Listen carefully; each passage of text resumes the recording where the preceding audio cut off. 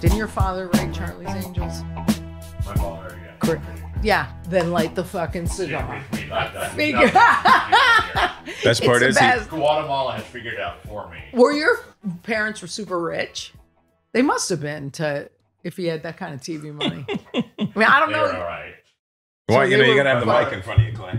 Just so you know. Sorry. Doing this? Yeah, well, that's how it is. That's how it starts. You just start can't start talking. this super Learn start about it. conversation. And you're not getting paid either because your father's rich. Well, he's dead now, so thanks for that. Oh, thanks for that memory. So Yeah. is mine. All right. Oh boy, let's go visit him together and smoke him. Mine's my croaked as father well. was Hollywood, was old school Hollywood. So my father came from the golden era of Hollywood and wrote all the James Cagney gangster movies. He wrote about 90 movies in the golden era of Hollywood, and including White Heat, Man. which it's kind of Oops. you dropped your facilities. My water broke. What Is that some kind of drink that has vitamins in it? Nah, it's just, in all fairness, it's just it's grape flavoring. Are you 12? What happened to you since the pandemic hit? Yeah. Is that energy? It's grape crush, sugar free. Oh my God. That is so mature. I know. It's either going to be grape crush or it's going to be strawberry sun-kissed I love that about you. or cherry 7-Up. We got to stay young, Yeah. except him. He's young. How old are you? Early 50s. Yeah, well, that's all right. Yeah. I'm 60, but I look better than you. You're 60? I'm just kidding. I do. Yeah, do you have but a I shouldn't prostate have like said a medicine ball? Listen, let me tell you, my ass is killing me. Oh. I know, and not for the fun reasons either. She's on roids, guys. Yeah, constantly hemorrhoids. So I did get my first hemorrhoid, by the way. Did you? And I will What took be you so public long? about it. I know. I got mine in I think somewhere in my early 40s or late 30s. Really? See, Oh, here's yeah. what had happened. When I was 50, I got the weight loss surgery and lost 107 pounds. But it's really difficult to go to the bathroom. And you're all stopped up.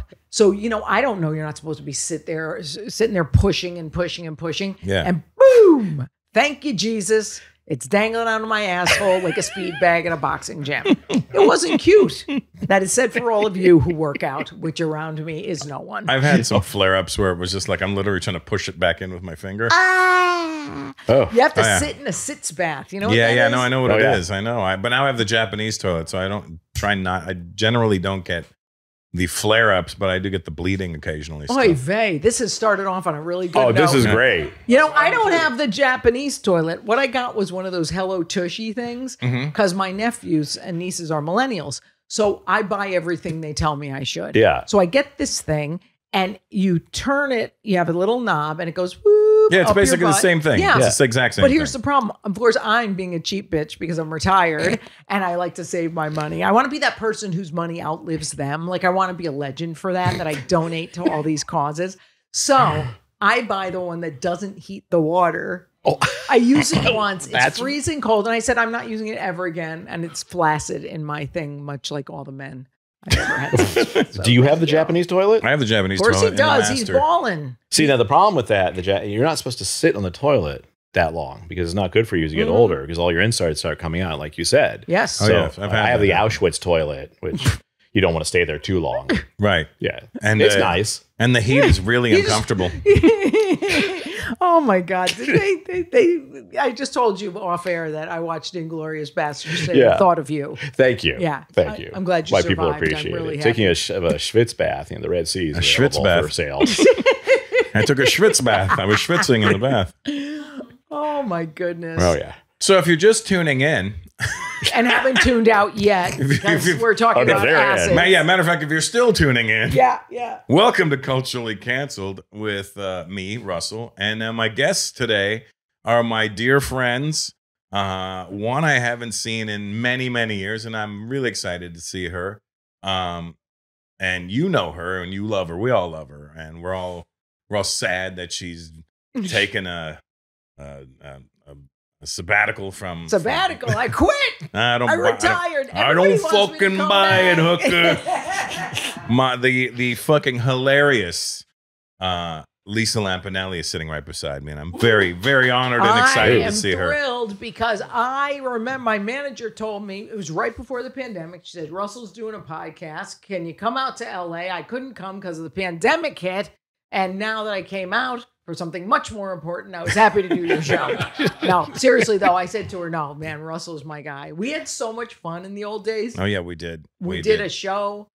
We did 20,000 seats. Yeah. No, Wow. how that place was huge. It was about 15,000, I think. There. It's like we were progressive before all these millennials. Like we were like, let's put every culture comic together. So we had Steve Byrne, who's an Asian. Half an Asian. Yes, there's you, Russell, who is Also an Asian. Yes, but the weird kind. Yeah. I am a white female. And then we had Gabe Iglesias, who's a Latinx. And what else and we had a black guy. Who do we have?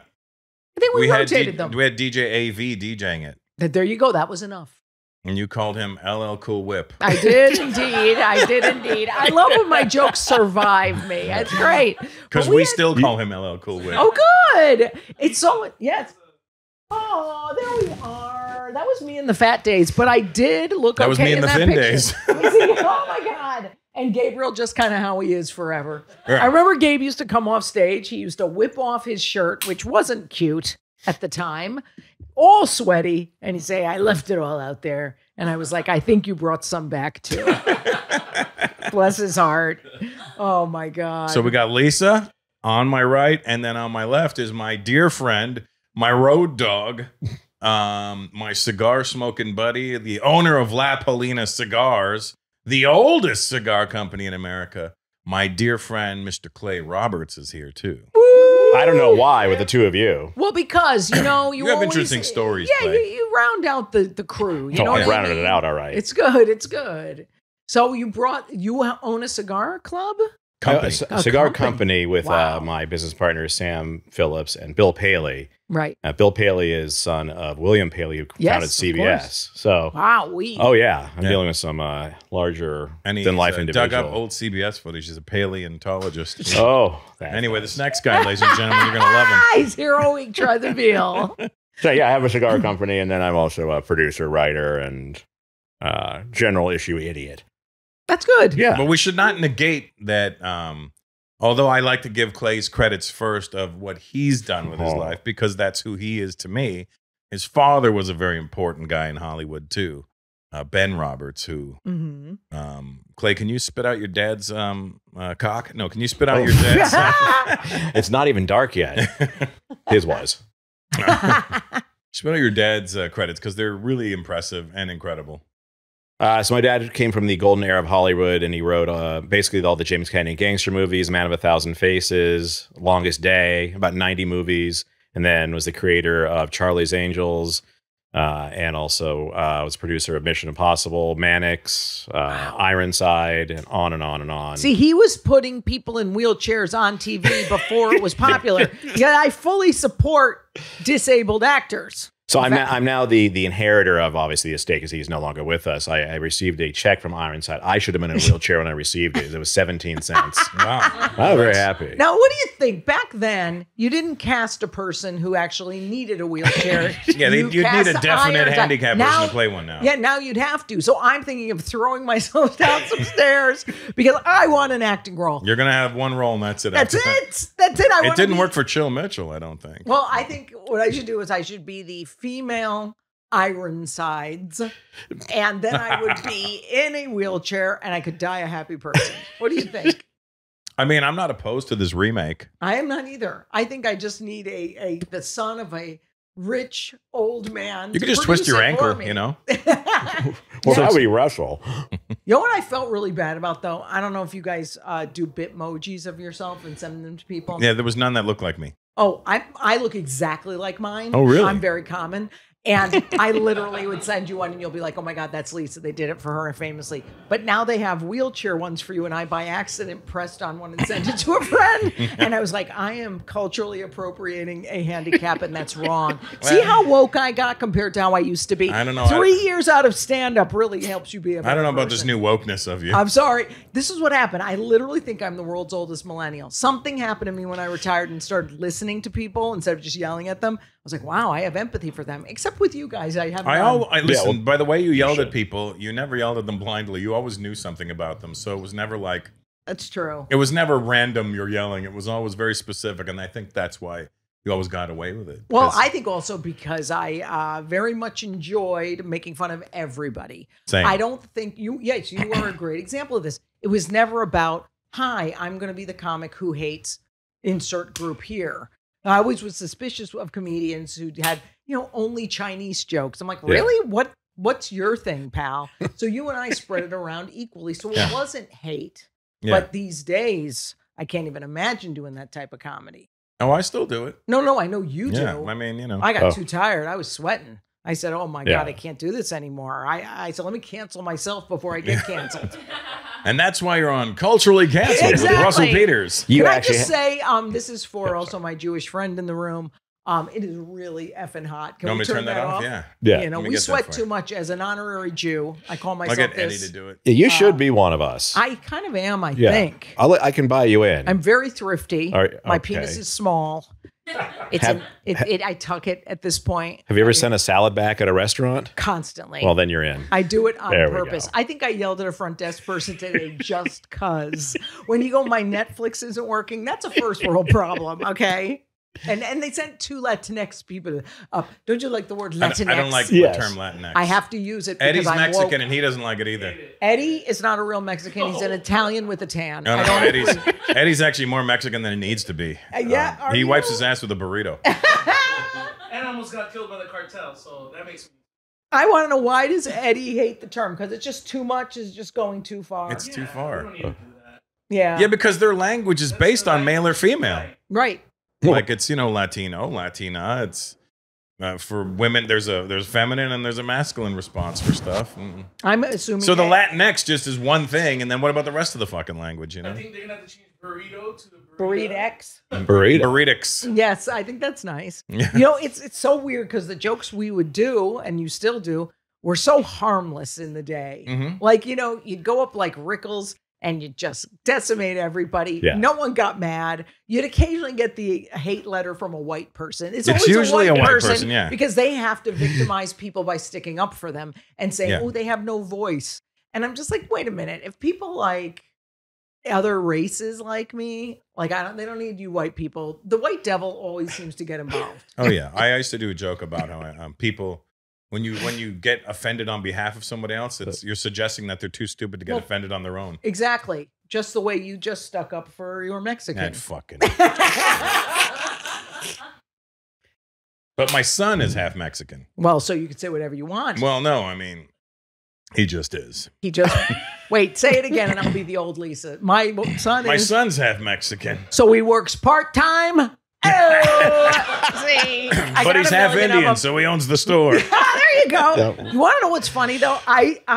Since I'm woke now, I have downsized. Can you say you're woke now? I think I woke myself up. I downsized from 4 places to 1. So I was decluttering. I was getting rid of everything that didn't have meaning anymore. And I found, I'm not kidding you, at least 7 boxes of like old scripts and old roast jokes and everything. I said, let me print on the back of these, so I can be responsible environmentally. So dude, every time I send a bill in, on the back is sheets of like black jokes and Indian jokes and all this. I go, I hope they read those and know I was such a badass in the day. Oh, I love that. You had 'Cause one of those my jokes are favorite so jokes of funny. all time. Which one? One of the roast jokes. You If said, it's not mine, I'm going to be really hurt. yeah, I'm going to have to say, no, that was Sarah. That was Silverman, you Geraldo. prick you. you look like the 3 a.m. shift at the Jacksonville Waffle House. That is my favorite. What happened was that was the That- Flavor roast. Yes, It that's was right. that. And he had those Flavor of Love girls there Yeah. who were very negative. Negative. They didn't like me. And I said, look at these bunch of, and this is terrible. I'm not saying this now, and I would No, never of say course this not. now. I said, called them nappy-headed hoes, like it was a Yeah. spoof on the Imus Yes, thing yes, that he yes. got fired for. We all got that when you Yes, said well, it too. I just want to tell your listeners who happen to be young. I don't this- have any young listeners. Okay, all you old bastards. And when I said they look like the 3 a.m. shift at the Waffle House, That's the- it indeed made a bunch of them. If you ever rewatch it, they all stood up and were booing. Were they? But thank God the whites outnumbered them. Yes.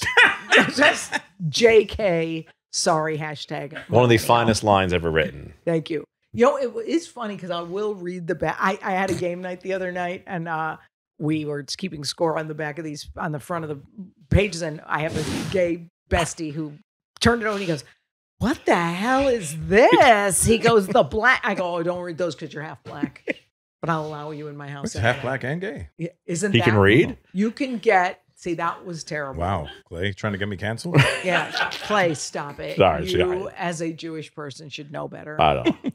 Look at how serious. I'll go he shit got. by the oven. He's an idiot, but in a good way. That's like, Yeah. you're an idiot. And I'm well aware that's the Yeah. problem. That's, you know. Now, do you wear your hat because are you balding? Oh, no, it's gone. It's Is it migrated gone? to my back. Do you feel you're unattractive without the hat? Yes. He never It's usually so wears No, a hat. I in usually all don't wear a fairness. hat. Take it off for 1 second. I'm just curious. You're not terrible. That's Yeah. actually how I know him. With Yeah, the hat, I don't know it's why I'm actually, wearing the No, hat. the the hat's hat's good. actually That- confusing Yeah, me. this I'm looks like I should be selling diamonds in Rotterdam. Yeah, it's not or bad. or the Daily I don't know. News. Where- No, you look like 10 cents. he looks. Yeah. I'm a newsie. Hey, Yeah, buy the see? papes. You know, Or you want some more. Russell Peters Please, is sir, funny, see? May I have some more? please, sir, can I have? That's from Oliver Twist.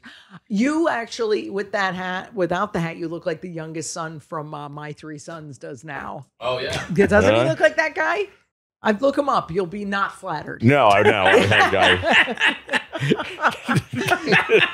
He's good. My manager goes, "Oh, there's going to be a guy on who's Russell's friend," and immediately I was like, "Ugh." But I don't Well, feel that way anymore. Thank you. Well, I He's said, what? okay. I said, why She do you was want me expecting here? a non-white. Yeah, no, I don't like anybody anymore. No, I know. but- I'm proud of. Get your Mexican fellow on here. No, we don't want to. The mics get the runs when he gets on here. So You're terrible. So what Eddie's our else? head Googler. He Googles Oh, does he? whatever we talk about. He'll put an image of it up there for us. Oh, that's what that is. Look at that. Yeah, and then sometimes we end up staring at it and talking about it, which is horrible for an audio podcast, but we still do it. You know, Corolla does it, and he's the king of podcasting. So why not? Is he still? Well, I mean, I think he still holds the record because he's been in the game for so long. He's like an originator. He's one of the So- OGs of it. Yeah. Mm-hmm. It's very impressive. You know, we get into podcasting too late. I was always late to the party. I love podcasting because you can really say whatever you want. Oh, yeah. You can like tape it whenever you want and pretend it's that day. Oh, we never pretend here. Yeah, you just Wow. really real as F. Real AF. So what's up? What's up? What's up? So wait, what's going on with you? You've retired from comedy 3 Okay, years now, 3 right? years ago. And I remember listening to this on Stern, and I thought you were doing a bit. Sorry. No, but what had happened was about 3 years before this announcement of retirement on Stern, I had like really started to notice I hated the lifestyle so oh, bad. right. I remember those Dude, episodes. Dude, remember? I hated freaking going around the country. I hated not connecting with people in a real way. And I'm like, I am just gotta get out of this before the audience starts to notice. Because Right. like you don't want the audience to have paid money and then be like, she's kind of phoning it in. So I call my business manager. I'm like, when can I get the F out of this? Because I can't get on one more plane. Like this is, by the way, this is like the first plane I've been on in like 3 years to come Really? to this taping. I mean, not this one, for the other good podcast. Right. So for the real ones. yeah, This for is the the- real, this this is- was a nice add-on because one day I had jet lag. I said, let me go over there. This is the test one. Yeah, it's good. It's good. We're doing Stretch okay. your legs a little bit, you know. Limber up. Yeah, there you go. Stretch out your twat. So I said, let me go on Stern because I gotta save enough money to get out and downsize. So my business manager goes, you got to work 3 more years. So I said, well, I could pretend I enjoyed this lifestyle for 3 years. So the second the minute came that I could get out, I go, who can I go on? What show can I go on that'll take this seriously and not think I'm joking around? Right. And I knew Stern was the guy. Yeah. Because, I mean, he really honored it. He said the right thing. He was very cool about it. I mean, Stern is the Carson of today 100%. Yeah. because he's the one that matters. Like you could do any other late night show, it doesn't fucking matter. Well, but the greatest thing about Stern, too, is that he's like, okay, you can come on the show to announce the retirement and I will take it seriously, but then you have to do your final roast ever for Oh, me. I remember that too. And that was Yeah. great. That Ronnie the limo That was driver the- roast that really was- badass. Amazing. And then I was like, oh my God, I don't have to do this anymore. Because I don't know, Russell, I'm sure you've done like private roasts and stuff, but roasts are literally the most stressful thing in my Writing my for a life. roast is stressful. I've Oh my God. done a couple, not good ones, but Horrifying. like these little fucking ones. But Why is And it I so was- hard? Okay, I'll tell you why. Yeah. You want to know from a professional? Yeah, please. Okay. This is actually let me Lisa call. was one of the people I would watch on when I would watch a roast.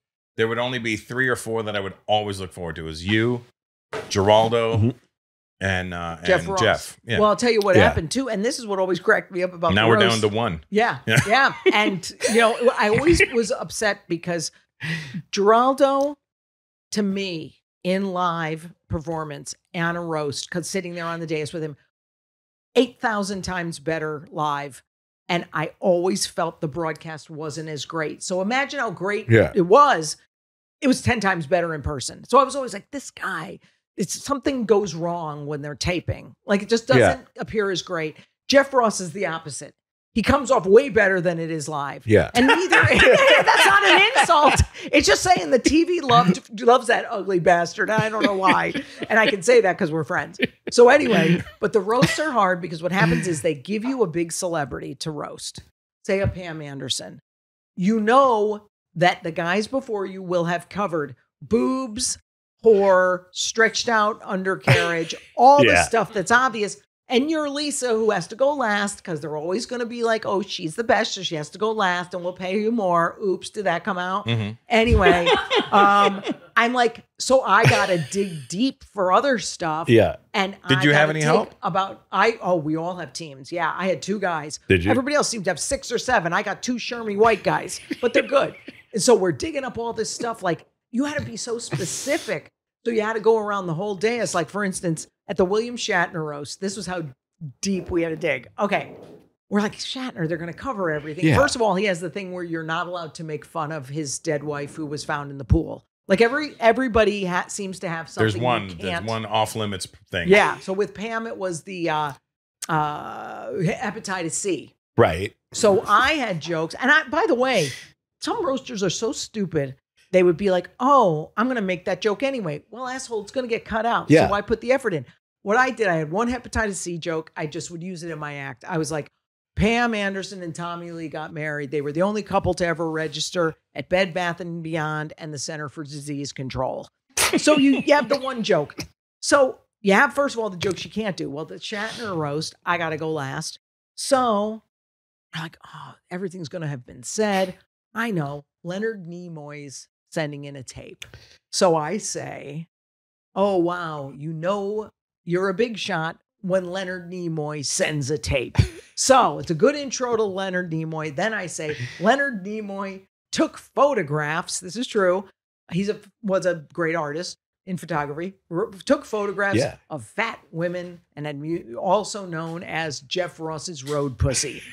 So, yeah, I mean, you have to go so far that you're like, at least the audience is going, oh, that's something I didn't hear. But it takes 30 to 60 days to get this shit perfect. And the problem is when How do you run it?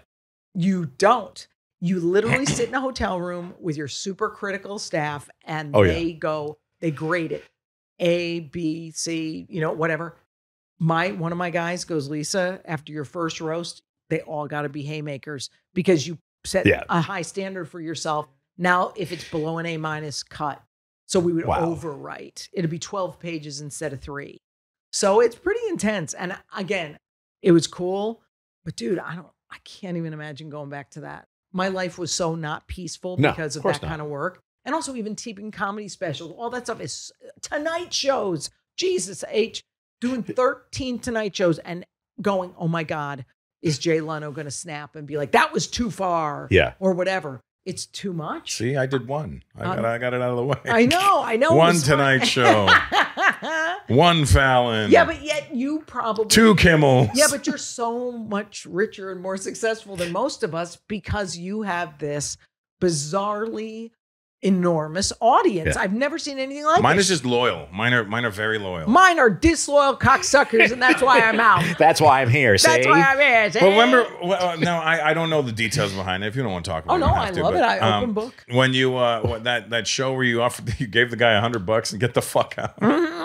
What was that? It was a fantasy I always had. So I never had money in my pocket. This is years ago before I made it. There were clubs in the city you'd do, like Comic Strip Live was a big thing in New York City and the Comedy Cellar. And these were places where like the established guys would kind of work out. So remember Joey Vega, this comic, Latin Latino comics. See, I learned from Thank your you. guy. And I remember once he said, somebody was heckling him.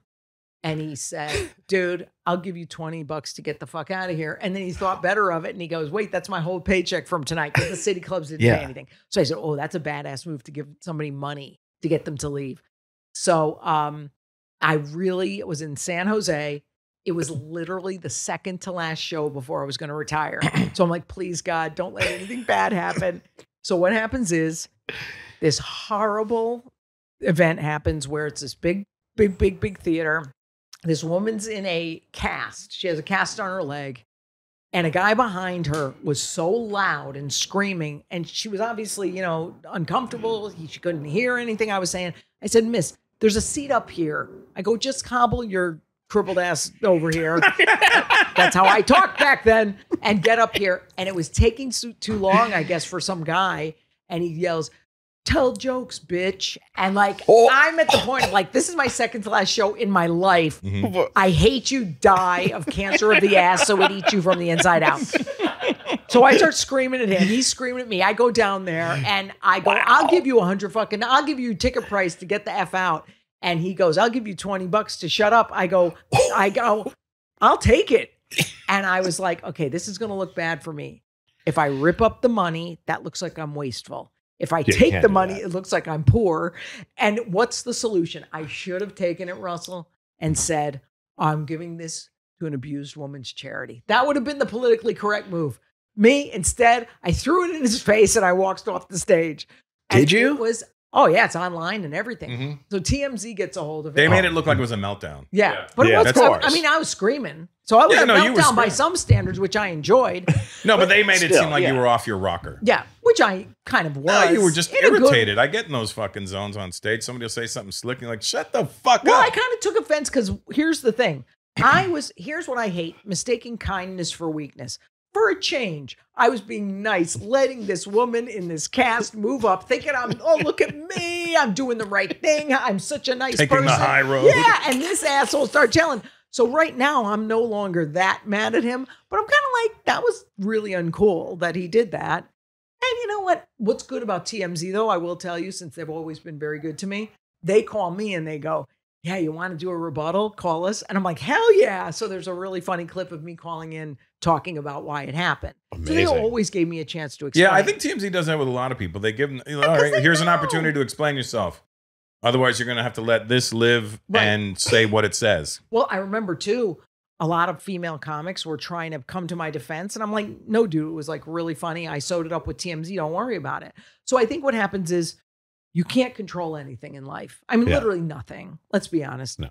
And I'm like, if people think the TMZ, if they didn't see my clip, if people think I quit for that reason, that's fine. You just have to kind of let it go. No, I mean, I listened to your whole Stern interview and you were talking about you're just done with it. And I was like, I was genuinely saddened when I listened to it. I was like, please don't go, Lisa. Well, what's funny is a lot of people I was really want- like, please don't go. Right. A lot of people want you to like stay in it kind of for them in a way. For me. But I just got so like, oh my God, you hit a certain age where you're like, I'm not spending any quality time with anybody. Yeah. I'm seeing, as you know, with the road, hotel, theater, airport. Yeah. It's not like you're sticking around and having you're a not great sightseeing. time. Yeah. You don't You're get not- to this city and go, ooh, where's your attractions? Yeah, exactly. You realize you are the fucking attraction. No kidding. And also they did say too, I think Dave Grohl said it. It might be somebody else, but he said something like, when your house starts looking nicer than the hotels, you pretty much should just stay home. Yeah. Or when you start decorating your house like a hotel. That's a good point. That's what my too. house looks like. It I really decorated does. it like a Or- hotel or- lobby. Or And just a really finally live nice in one, one. though. Yeah. I'm proud of you. The classy lobby. I mean,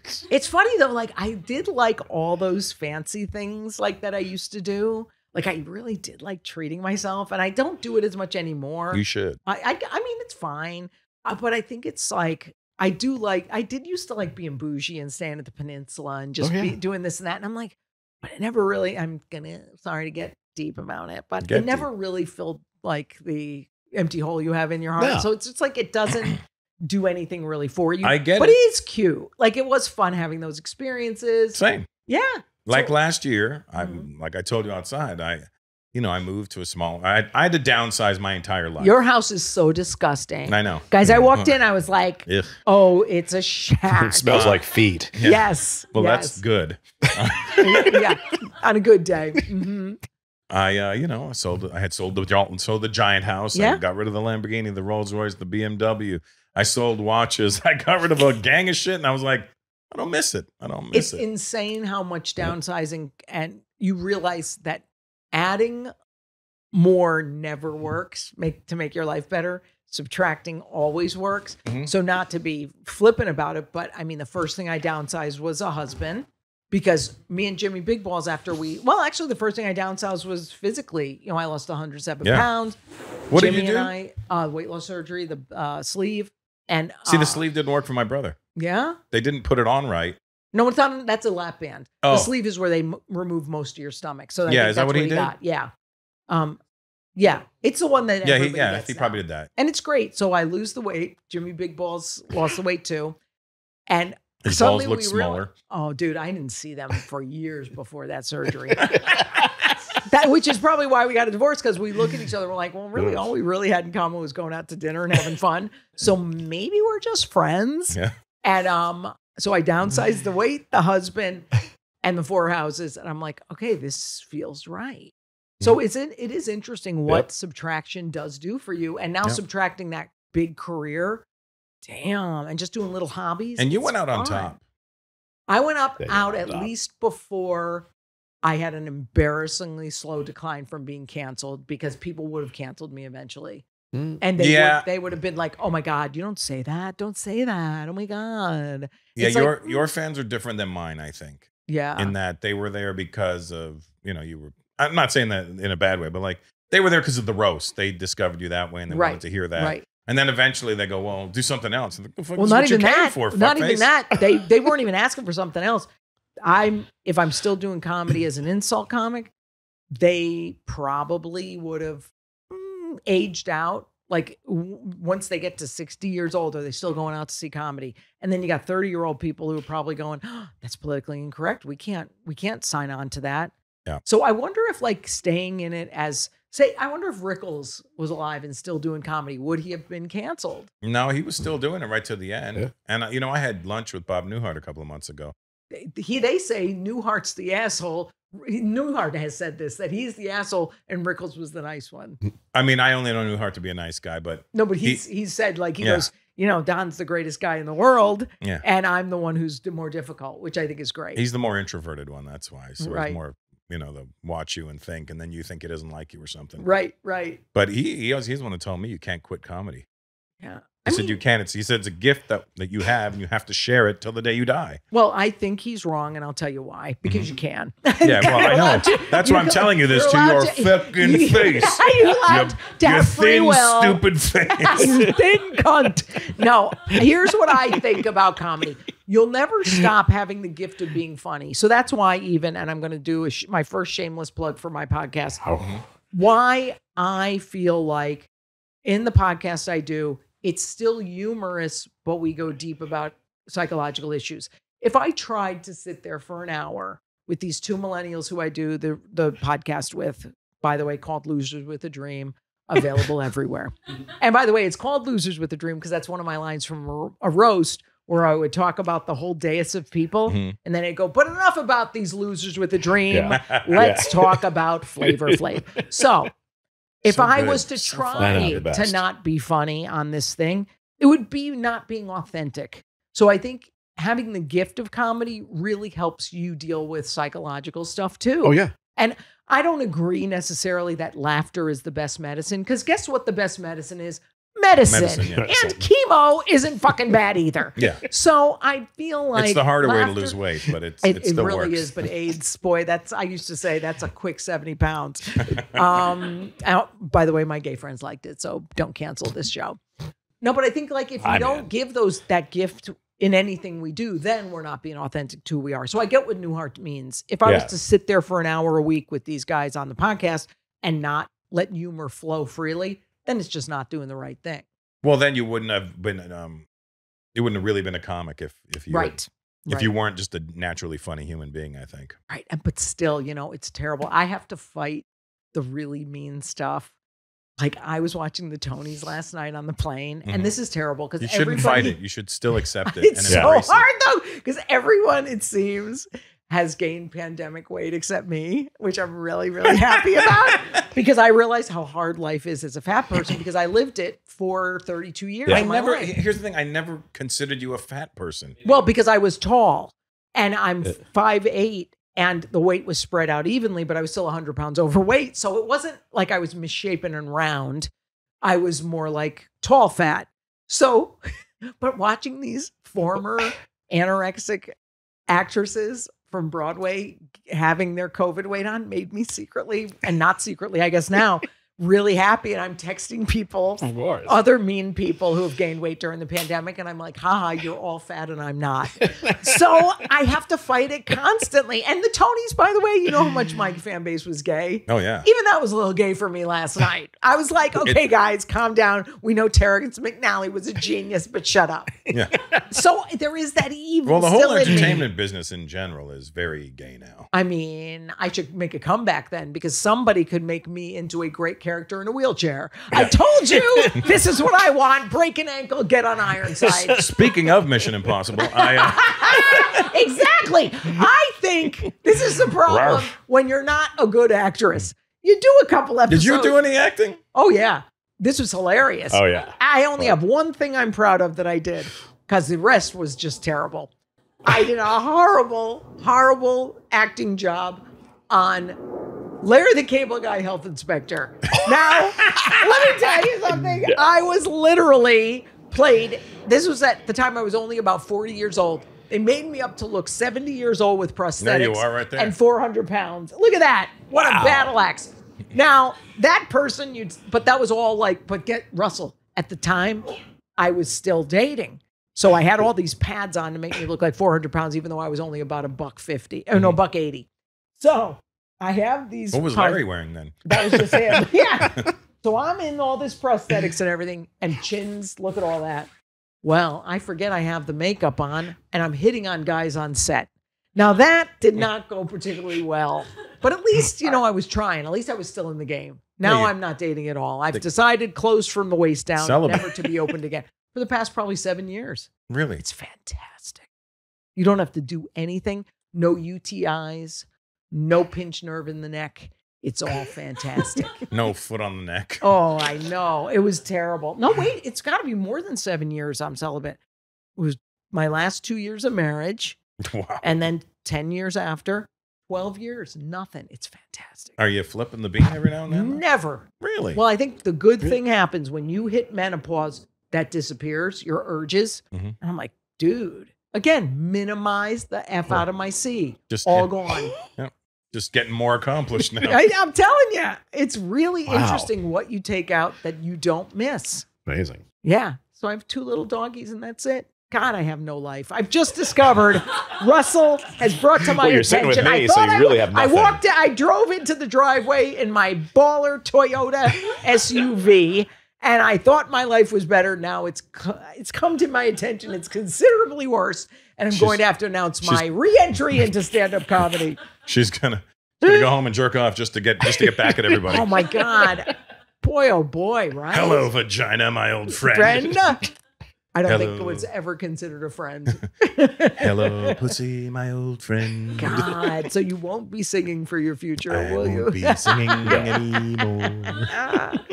I don't know, Russell. It's a whole big journey, ain't it? Oh, no, but I only have one acting thing I'm proud of.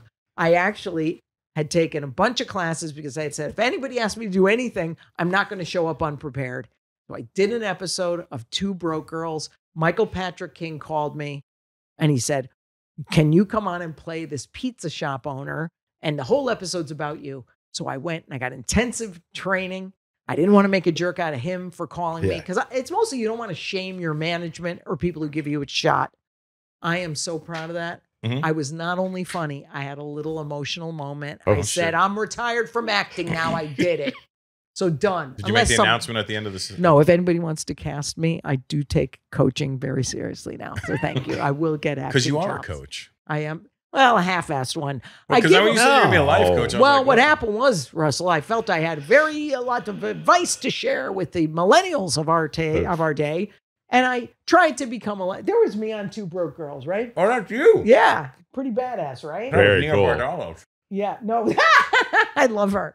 That's me with Kat Dennings, who I also enjoy, and she never DMs me back. I'm just going to put it out there that no one DMs me back. What's happening there? I remember I did a movie with her best.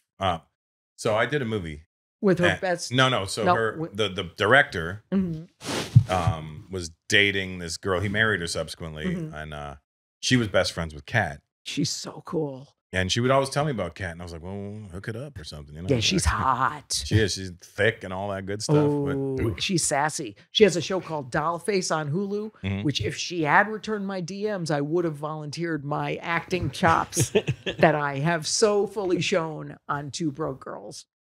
That's all I'm saying. I'm putting it out there. It's weird though, because with acting, you don't. It's very stressful, but you almost feel like because you're doing something different than your usual job, like it's kind of. I get irritated. I get irritated acting. Not the acting, just the fucking waiting. Oh no, the waiting's horrible. I can't stand it, and I'm like, really, motherfuckers? They'll be like, okay, Russell, your call time is 7 a.m. We'll pick you up at 6. I go, it's 10 minutes to the fucking set. I know they don't get it. And then they're like, and I look at the schedule, and I'm like, you're not getting to me till after lunch. Why are you making me come in at 7 a.m.? Well, we might. No, you never fucking might. They never might. It's always the next day. Yeah. And I call my manager, Paulie, over there, and I'm like, Paulie, what the fuck? Can you fix this? Paulie's a douchebag, man. Oh, I think we've learned Paulie's useless as a tit on a bull, as they used to say in the old days. Yeah. Well, you know what the best acting jobs are? Talk about killing it. Freaking animated shit. Oh, yeah. Because you don't have to get in hair or makeup. You can be fat, thin, whatever you are. You go in there, you tape it, and you're done. But I have a very famous firing from a animated show, which is awesome. I was cast as the new villain in Despicable Me 3. It was going to be huge. Really? So I go in there. I'm like, wow, look at me. Yeah. I tape it. It's all classy. They're like, you killed it. Oh my God. It was fantastic. They call me like 2 weeks later. My manager goes, yeah, they want you to redo it. I said, but the director loved it. She goes, yeah, but they want you to redo it. Well, I go, this is the end. They're going to fire me. Yeah. Like, you just know they're going to fire you. So I get acting coached. I get the scenes down. I'm all excited. I tape them again. I even have the acting coach come with me to the little taping to read the lines with me. And I go, I'm getting fired for sure. But I said, let me make an effort. 2 days later, I get the call. I go, I'm fired off Despicable Me 3, right? And she goes, yeah. They're going to go with someone who fits in better with like the, Steve Carell, this one, that one. So they made the right choice for them. Definitely. The movie was great. Guess who has the last fucking laugh? LL still gets checks. I get checks from getting fired from a show that I didn't have to wear makeup for. Bitch, that's the best job ever. I tell you all, if you're listening, all you aspiring actresses, get fired and then paid. Then say someone Me Too'd you. Just saying, that will add a little extra. I never was Me Too'd, but I imagine it's horrible. But if you have been Me Too'd, enjoy getting some money. That's all I'm saying. Get your Me Too money up. Did you Me Too a lot of people, Russell? I imagine you did. No, I was never that. I'm not an aggressive guy. I got too much ego. Of a pussy? No, I'm more of a. My ego is that if she doesn't want to fuck me, I don't want to fuck her. Exactly. That's why we never had sex. That's right. Neither one of us wanted it. Oh, we did on the tour bus. You were asleep one time. Listen, let me tell you, I enjoyed it. And I was Lampanelli that night. Exactly. Well, I will tell you, I used to make a joke, which I would never do these days, where I said, why not me? Like, no one ever Me Too'd me. And while I acknowledge it's a huge blessing, what was wrong with me, Russell? What happened? Even as a child, I was a Catholic. I was an altar girl. Nothing. Listen, I mentioned this in my act right now. I mean, did you do that? No, I say that. I was like, I'm sure kids got kidnapped in the '70s when I was a kid, and I'm sure kids got molested, but not around. And I go, to be honest, I was a really cute kid. I was fully molestable. I think you were too. I've seen photos. Yeah, I was like, I touched me. Well, I'll be honest. I was cute. I was not as cute a kid as I'm sure you were. So I give them a pass because back then, like Marsha Brady was big. You go, well, I can have her or I can have Lisa. You're going to take her. Are you a natural blonde? Yes. Not anymore. No. Somebody blew in your hair. But yeah, what can you do? That's why I always said my career got stunted because I was never molested or abused. Yeah, you have nothing to complain about. I know but I did deal with a lot of racism and bullying, but apparently nobody gives a fuck about that. I would think as a person of your ethnicity, you could work that up into a TED talk about how you had it hard. I did. Emotionally, I had it hard. But I always talk about because I always had like an innate happiness about me that no matter what the bullshit was happening, I still had this happiness about me. You had a what I mean? resilience. They couldn't blow out my fire. Wow. Until I met my son's mother, and that bitch blew the fuck out of my fire. I was literally emotionally dead at that time. Wow. Yeah. I think you got to see if you want to up. You don't need to up your career. I think if you ever want to be the guy who benefits from all your strife and troubles, you got to do a TED talk. I really should do a TED talk. Yeah, about like I'm a poor guy, Indian, that whole this, that, the other, and you're dumb. Yeah, but I don't. Your Paulie should have been on that. Yeah. What am I here for? Career advice? Yeah, well, the reason you guys are here listening to me, my life coach Lisa. Well, yes, but that's why what you asked me about being a coach. So I'm on Stern. I think, I can help people. I'm going to become a life coach, dude. I go to take this course. It takes 3 years. After a while, you get practice clients. These sherms don't take my advice. I take it very personally. So here's what I do. I quit.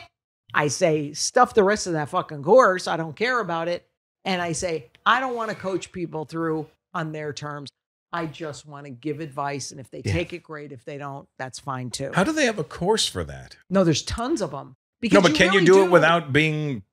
I mean, you could. Can you be an unregistered? Of course. You can like get a certificate online, but I wanted to fully do it where I could actually help people in their journey of whatever they need to do. But then I go, wait a minute. I get too frustrated. I don't have the emotional wherewithal to stick with helping a person who doesn't want to help themselves or has to go at a slower pace. I'm super demanding. I like them listening to me. So basically now on the podcast, I give the guys advice and I'm like, if you don't take it, you're a fucking idiot. I clearly am richer and cooler and more famous than you'll ever be. So you should really do what I say. And I think that's like kind of my calling right now. Should do what I say, you fucking loser. Losers! And they actually do follow everything I say, because if not, this is my threat to them. I go, you don't have to do what I say on stage. You don't have to take my advice. But then I'm just going to quit your dumb podcast and no one's going to listen. So I think basically I've had them hogtied to give me purpose in my life. She's the best. I am the best. I like it. She is. Let me tell you something. Just talking to you right now makes me so happy. I thought you were going to say hard. And no, that would never happen. That's me. Does it really make you happy? It does. Seriously? It really does. Like Why? just because I fucking genuinely missed you. Oh, I do like you so much. And I'm driving up thinking, wow, you know what? He could do better than this house. But then I thought, no. The second thing I thought was, I cannot believe it's been so long since I saw you. It's been at least 10 years. Yeah. That you knew Fat Lisa. I thought Fat Lisa was pretty sexy. Yeah, freaking killing it on all levels, man. I got 2 DMs from black guys today. Nice. Saying, hey, I'd like to take you out to dinner, because they know since retirement that I am very much non-approachable unless you come at me like a gentleman. Right. They don't know I'm closed for business in that under region. Right. So I said, though, seeing those, Russell, I did say, I still got it. You still got it. It's true. You might want to have one last hurrah somewhere sometime. It might happen. I think I have to become emotionally available, because I think what it is basically when you have a couple divorces, you kind of go. How many times are you married? Just twice. And you just go to yourself, well, maybe it's not worth going around that thing again. Mm-hmm. Who knows though? Suppose I keep working on myself. Suppose I say to myself, Lisa, you are now ready to take a chance again. Like Barry Manilow said. Why not? I might be 80 and married and be on Dancing with the Stars. You never freaking know. That'd be good. I'm a ballroom dancer. Did I tell you? You're very rocketish. I do ballroom dance very badly twice a week. I have little hobbies. Are you doing a little Arthur Murray dance? Oh, no, it's Fred Astaire. Is it? Yes, Fred Astaire dance. And what's so hilarious about it, dude, I'm awful and don't care. I think the whole point is we have to try new things, suck at it, and have fun. So that's what I'm trying to do with my dumb life right now. I got 30 years left. And you got no kids, so you're good. I'm so lucky. You really are. I know. People go, oh, your kids. I'm like, no. I love my kids, but they're really not fucking worth it. No. You know when it'll be worth it, Russell? When you have grandkids. I won't see them. Why? I'm 51 years old. My son's 2. I'm not gonna. You'll fucking, be 70. He better not have kids when Listen. when he's 20. You're half Indian. He's knocking some broad up. And he's half Mexican. He might, Yeah, by the it's time happening. preschool. Yeah, it's happening. Yeah. Second grade is the cap on that. Yeah, my daughter maybe. I don't know, but we don't know yet. She likes rainbows, is all I'm saying. Oh, well, they can adopt. I mean, I wouldn't, I'd rather she made one or not had one, Yeah, well, here's And the I'm deal. good if she's going that way. That's fine too. As a father, I'm like, it doesn't really matter. At some point, you just give up. No, it really doesn't Whatever. matter to me. I like if the kid's gay or not. I really don't understand that. When I meet parents, they're like, my fucking son better not begin. Like, what difference does it make to They're you? the best sons ever because they take care of you when you're Yeah, sick. what fucking The difference does that gay, make? It doesn't make the a gay difference son to you. is the best accessory because he will not only help you pick out your clothes, decorate your house, he will wipe your ass when you have cancer. I'm telling you, I've witnessed it many times, not the actual wiping, but the gay men who do this for their parents. It's like very astounding. Wow. Yeah, it's very difficult as straight people. We don't do that as much. I mean, I know that's a stereotype, but I have freaking people in my life who've wiped a non-gay parent's ass. Just saying. Well, got some practice, I suppose. Well, yes, that is true. And An ass isn't going to scare them. Nothing. They Wow. enjoy that very much. Yeah. I always liked when a gay guy in the audience was named Scott because I said, like the toilet There's paper. a lot of gay dudes named Scott. I've Yes, noticed. like the toilet paper because they like the ass. They like being close to the ass.